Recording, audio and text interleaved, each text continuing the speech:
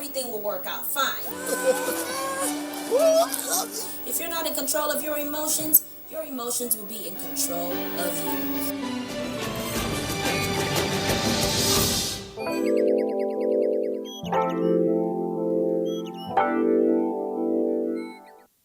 Thank you once again for tuning in to another episode of Emotions. Our topic today is a dysfunctional childhood or a dysfunctional background. And this is such a passionate topic for me because most of you know that I am an emotional coach, and it is amazing the plethora of people who come in for counseling. And you know what? The truth is that we all become where we are coming from. It behooves on us to now say, you know what? This thing is not going to work in this marriage, or this thing is not going to work at this job, or this thing is not going to work in this friendship. You have to be able to see what your background has done to you. Not just for you. Now, if it did something for you, then thank God, and that's okay. But if it did something to you, let's say that it made you become a selfish person. It made you become an angry person. It gave you a victim mentality. It gave you an entitlement spirit, like an entitlement mentality. It made you a very volatile person, a very aggressive person. You know, if you were raised in a home that there was so much aggression, there was so much chaos, your feelings were not validated, you couldn't speak in front of adults, or maybe everything that came out of your mouth was dismissed and ignored. Maybe if you got an A and everybody just looked at you, and so what? Before uncle, they don't even acknowledge that you studied so hard to get that A. You know, if you were raised in a home where beating was to exert control rather than discipline, because there's a big difference. When you're disciplining your child, it's very, very different from when you are exerting authority, which means that you could almost murder your child. You're beating your child to the point that they are bleeding. I used to be a teacher, and there was a day that one of my students came up to me and showed me a razor blade cut that her mother gave her. This was her way of disciplining her, was by slicing and causing her to bleed. That is absolutely ridiculous, and that is dysfunctional. Now, I want you to remember how your mother treated you and how your father treated you in the aspects of when they were absolutely tripping and you knew that they were wrong. Why are you now doing the same thing to your child? We are supposed to get better. Now, I do understand that the way that you were raised is the way that you're probably going to raise your own kids, if not worse. But you can see all the negativity now. You can actually see, you know, how like some of those things are not working for you. They are affecting you. You can see how you are defensive. You can see how you are angry all the time. You can see that there is no bond between you and your child. You can see that all of you, all your family members, everyone is estranged. You can see that, yes, you guys love each other, but there is no relationship. All of that is because you are coming from a dysfunctional background. A dysfunctional background is a background that things are not functioning properly. So, I have a guest with me today who grew up in a dysfunctional home, who his father set his books on fire, who his father told him that he would never amount to anything. This guest, his marriage was completely upside down because he brought those mannerisms from his childhood into his marriage. And he had to go through so much to become the successful man that he has become today. He grew up practically on the streets because his father threw him out of the house. And all of this affected the way that he related with people, the way that he related with his wife, even with his business partners. But now he is a completely changed person, and his wife can attest to that, and that's because I am his wife. So please stay tuned for Omoni Joseph Akomolafe.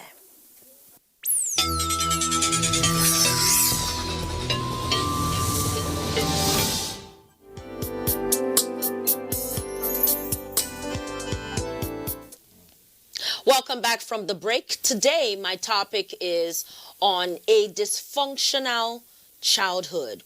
Someone who was raised in a childhood that involved a lot of domestic violence, trauma, dismissals, rejection, anger. The house was just chaotic.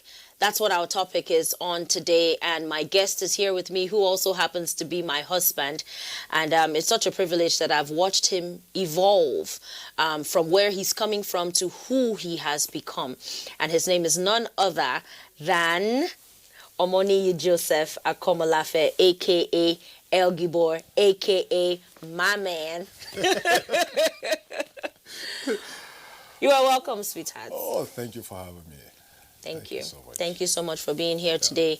I just want you to share your story from the standpoint of being raised in a dysfunctional background, and then we would also talk more about how you overcame the adversities of that. I really, really want you to speak on where you're coming from and how that affected you and how you came on the other side. Let's go from there. Wow, thank you so much. You know, growing up was fun, kind of, but now looking at the home, I remember my elder sisters.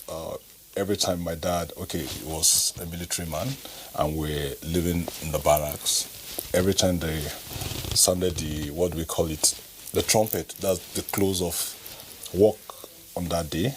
What they do, as soon as they see the army guys coming to us home, my elder sisters just go running.